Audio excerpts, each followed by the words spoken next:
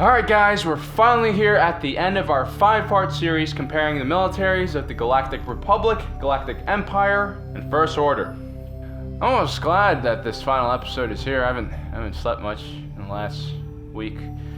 But anyway, here's how things are going to go down. I'm going to give each one of these factions a rating on a scale of 0 to 20 based on the categories we discussed in the previous videos. There's going to be 5 categories, and they include training, equipment, leadership, naval power, and combat effectiveness, which will be based on the battles they have already fought in. After we assign all these scores, we'll take the top 2 organizations and run them through a battle scenario using our very powerful high-tech Mark IV combat simulator machine. Anyway, before we start guys, I do highly recommend you check out the previous 4 videos, which go in depth through each one of the categories I talk about in this video. They are all in a playlist, and I've linked them in the description below. The Grand Army's clone recruits are genetically perfect soldiers. They're trained from birth to become warriors, and know no other life besides the GAR. Because of that, they are naturally loyal to the Republic and each other, which meant that the Republic could focus on training their clones to their full potential, taking advantage of their natural intelligence and ability, which is why they get a score of 18. The Imperial military had one of the most well-trained infantry groups in the galaxy, the Stormtrooper Corps.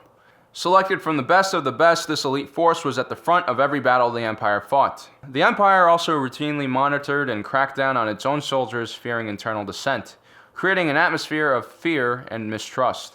Therefore, the Galactic Empire gets 14 points in this category. Drawing inspiration from the clone troopers, the Stormtroopers of the First Order were trained from birth. Their training was brutal and designed to turn children into emotionless killing machines. Soldiers were constantly monitored mentally and physically. Although the First Order encouraged improvisation on the battlefield, they frowned upon individuality and controlled every aspect of their soldiers' lives. The First Order gets a rating of 16 for training. Many of the first-generation equipment the clones received was substandard in quality and design. However, because all the clone troopers were identical, this created a simplified logistics chain. Although by the end of the Clone War the GAR's equipment improved drastically, they are still the oldest out of these 3 militaries, and therefore are given a score of 12 for equipment. The Galactic Empire adopted many of the most successful weapon systems and gear from the GAR. But because they were mainly an internal policing force, a lot of their equipment was designed to be psychologically intimidating. This worked well on scaring Imperial citizens, but experienced rebel units were unfazed and were able to exploit the design flaws in these weapons. But in the end, it's the sheer size of the Empire's military-industrial complex that gives it a huge advantage in this category, with a score of 17 in equipment. The First Order focused heavily on quality over quantity and improved on many of the Imperial military's designs and fixed any glaring weaknesses they had. But because of their smaller size, they lacked the resources and manpower to properly outfit a large military force and focused on specific R&D projects. Were the First Order the size of the Empire, they would probably win this category. But their lack of resources significantly lowers their grade to 14. The Jedi led from the front and were an inspiration to their men. At the same time, they lacked battlefield experience and tactical training. But leadership is not only about giving commands on the battlefield, it's also about establishing a positive culture in your army. The Jedi empowered their men, and despite their inexperience, they were natural leaders, which gives the Republic a leadership score of 16. The Empire's high command was made up of veterans of the Clone War.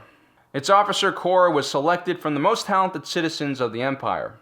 This extremely disciplined chain of command made sure that even the most complex military operations were smoothly carried out. However, this command structure was also extremely inflexible, full of corruption and infighting, and ultimately a series of poor command choices by the Emperor led to the Empire's defeat. Which is why the Empire is graded only 14 for their leadership abilities. The First Order was created by Imperial officers and leaders who survived the Galactic Civil War. One of the first priorities of the First Order was to get rid of corruption and internal politics. The military was headed by Supreme Leader Snoke and his trio of commanders, General Hux, Captain Phasma, and Kylo Ren. Kylo's erratic behavior created problems in the otherwise well-balanced and disciplined command structure. The First Order gets a grade of 15 in their leadership. The GAR relied on its ground forces to retake planets from the Separatists, and therefore its navy was created to support such missions. Most of the GAR's ships could perform well in atmosphere and functioned as multi-purpose vessels. The GAR's naval doctrine heavily focused on using starfighters as its main defensive and offensive weapons. Its capital ships were severely underpowered, but carried an impressive amount of fighters. The Republic Navy is extremely flexible, but fails to excel in any direction, which gives it a score of 15. The Imperial military doctrine focused on a strong naval force to maintain control over its huge territory. Their navy was massive and featured huge capital ships like the Super Star Destroyer. It used the low-quality force of cheap and easy-to-produce starfighters. The Empire also had terrifying super weapons, but they ended up being a waste of resources. Many of their capital ships also had design flaws. Despite its shortcomings, the Imperial Navy is probably one of the most powerful navies of all time, which means it scores very highly in this category with a score of 18. The First Order Navy upgraded many Imperial Navy ship designs and eliminated many of the weaknesses and flaws in them. They focused on producing higher quality fighters and ships and relied on a small advanced mobile fleet. They also designed one of the most powerful super weapons in the galaxy, but once it was exposed, they weren't able to properly defend it. Once again, the First Order's potential is limited by their lack of resources and small fleet size, giving them a score of just 14. The GAR often faced a numerically superior enemy and depended on its high-quality troops and leadership to win engagements. They were ultimately successful in defeating the Separatist military and most of the Jedi Order. Inexperience and poor tactical choices in earlier battles led to high casualties, but overall the Clone Army pulled off several successful military campaigns and gets a rating of 15 for combat effectiveness. In its earliest days, the Galactic Empire was successful in ending the Separatist threat and incorporating many new systems into the Empire. When the Rebel Alliance appeared, they failed to destroy the threat, allowing it to eventually grow into a capable opposition. They ended up losing many key battles, which led to their final defeat at Jakku. This gives the Empire a surprisingly low combat effectiveness score of just 12. The First Order mainly focused on maintaining control in its own territory in the unknown region, squashing local uprisings and maintaining the peace. However, when confronting the tiny resistance, it was unable to defend its primary superweapon. Besides killing a village full of religious fanatics, the First Order has been woefully inadequate on the battlefield, which gives them a low combat effectiveness score of just 10. So with all the scores tallied up, the First Order comes in third with 69 points, the Galactic Empire comes in second with 75 points, and the Republic comes in first with 76 points. From what we know of the First Order so far, it's just too small of a fighting force to be able to face off against the Empire or Republic. It definitely can cause a lot of destruction with Starkiller Base, but in the end it failed to even destroy the tiny resistance. It is very possible that in the near future the First Order turns out to be a much larger military organization, but until then, they're eliminated from this contest. So in our battle scenario, the GAR will face the Imperial military to determine once and for all who has the most powerful military. Alright, so let's set some ground rules. Both militaries will travel to a newly found terrestrial planet called Terra Prime. Using both naval and ground forces, the Empire and Republic will battle to see who can take control of the planet's surface, while at the same time routing the enemy forces. Alright guys, I just prepared the Mark IV combat simulator. Let's get the simulation started. The Republic battle group consists of 15 Venator-class Star Destroyers, 6 Acclamator-class assault ships, along with supporting vessels.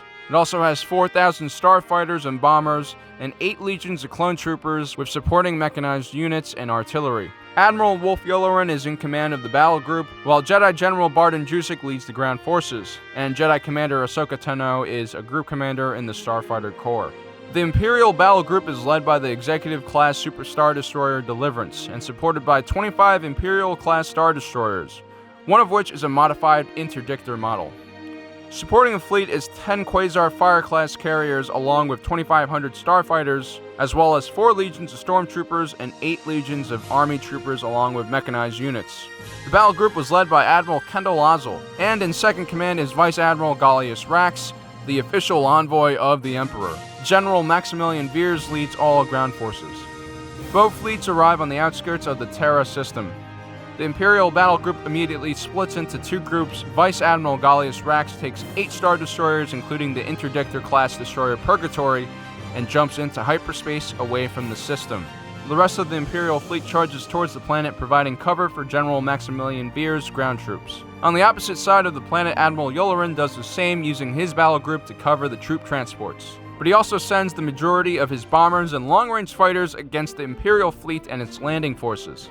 Ahsoka Tano, having past experience facing capital Separatist ships, leads 2 squadrons of Y-Wings and 1 squadron of ARC-170 starfighters directly towards the Deliverance. TIE fighters swarm out of the Imperial carriers to meet the large group of Republic fighters, desperate to prevent them from destroying their troop landers. The TIE fighters, in a heroic effort, manages to ensure that half of their lightly armored troop transports reach the surface. But they leave their fleet vulnerable, and the Imperial capital ship's point defense turrets are no match for the Republic bombers. And the Republic starfighters create chaos amongst the Imperial ranks. Ahsoka Tano's fighters manage to bring down the bridge deflector shield on the Deliverance and destroy the bridge, killing Admiral Ozzel, sending the Super Star Destroyer crashing into the planet. But before Ahsoka can celebrate, she receives an urgent message from Admiral Yularen requesting all fighter squadrons return to the Republic battle group. Admiral Gallius Rax has just jumped out of hyperspace behind the Republic fleet with an interdictor. Unable to escape, Admiral Yularen quickly creates a defensive screen with his capital ships, placing himself in between the Imperial fleet and the Republic troop transports. Although Yularen's ships outnumber Rax's, the Venator-class Star Destroyer is no match at close range for the Imperial-class Star Destroyer. And with only a few lightly equipped short-range interceptors left, one by one the Republic ships go up in flame. Ahsoka Tano and the rest of the Republic starfighters return, but most of their bombers are out of torpedoes and munitions. They still manage to destroy the interdictor Star Destroyer before escaping and following the troop transports down to the surface of Terra Prime. A few of the remaining Venator Star Destroyers manage to escape to hyperspace. The Imperial forces suffered heavy casualties with the majority of their carriers destroyed and only have 12 Imperial Star Destroyers left. Hundreds of TIE fighters need to be abandoned in space or are ditched on the planet because there's a lack of space in the Star Destroyers to hold them. The Imperials managed to land half of their ground forces, but since most of their large troop transports were destroyed, they're missing the bulk of their armor and lack provisions to sustain them in the field. It will take a few days before the Star Destroyers can ferry enough supplies to the surface. Losing contact with Admiral Ozzel during the space battle, General Veers immediately begins building fortifications and awaits further orders. The Republic side has also suffered great casualties, with 30% of their fighter force, including the majority of their short-range fighters, destroyed. The capital ships in orbit that made a defensive screen is assumed lost, along with Admiral Wolf Yularen. However, 2 Venator-class destroyers and all of the heavily armed Acclamator-class assault ships make it to the surface with all 8 legions. Jedi General Barden Jusik is informed of the situation by Ahsoka Tano and immediately takes 6 of his legions and marches on General Veer's remaining forces. Jusik realizes that without capital ships, the Republic forces are extremely vulnerable to orbital strikes. He plans on getting as close to the enemy as possible, hoping that the Imperials won't risk friendly fire. He leaves Ahsoka Tano in charge of the remaining legions and starfighters. Because the majority of the landing ships survived, the Republic have adequate machinery to begin constructing a properly fortified base underground. General Barden rapidly deploys his clone troopers and reaches General Veer's encampment. Veers has 3 legions of Stormtroopers left and 3 legions of regular army troopers. They scramble for cover behind hastily prepared fighting positions and trenches as the GAR approaches over the horizon. Republic artillery and starfighters make short work of the remaining Imperial armor. Barden quickly surrounds the Imperial forces. Using LAATs and ATTEs for cover, the clone troopers simultaneously advance on Veer's troops. Suffering heavy casualties, the clone troopers keep pushing forward as General Barden's company is amongst the first to breach the enemy fortifications. The stormtroopers maintain discipline and hold the line, but sectors where Imperial army troopers are holding positions are quickly overrun. As more holes appear in the Imperial line, fighting devolves into brutal hand-to-hand combat. Suddenly, the sky turns bright red and flames rip through the clouds. Admiral Rax's fleet appears and begins bombarding the battlefield, turning sand into glass and stone into molten lava, killing friendlies and foes alike. At the same time, the other half of Admiral Rax's fleet appears above the Republic base and begins bombarding the ground, destroying several of the Republic assault ships. Expecting little resistance, they didn't realize that the Republic starfighters had refueled and rearmed themselves underground. Before they knew what hit them, Ahsoka Tano leads several wings of Republic starfighters, which swarm the Star Destroyers, ripping them into pieces. With roughly 800 starfighters left, Ahsoka leads her remaining forces to take on Gallius Rax's remaining 6 Star Destroyers. The 2 sides were evenly matched as most of the Republic starfighters have used up their heavy munitions. Suddenly, out of nowhere, 4 Venator Star Destroyers appear at the rear of the Imperial formation and begin unleashing a devastating volley of fire. A voice appears on the Republic battle frequency. Admiral Wolf Yularen present and ready to reassume command. The Imperial forces are routed, and Admiral Rax takes his remaining Star Destroyers and flees into hyperspace. And that is the end of the simulation. To be honest, these 2 forces are so evenly matched that our battle simulator came up with different results each time. There are just way too many variables to say that the Republic is definitively better than the Empire, but in this scenario, they came out on top. And if you want an in-depth look at why they won, be sure to check out the rest of our 5-episode series. We'll link each one of the episodes in the description below. So guys, don't forget to like and subscribe and hit the notification button so you don't miss all of our awesome future content. And as usual, thanks for joining us. If you're watching this, you are Generation Tech.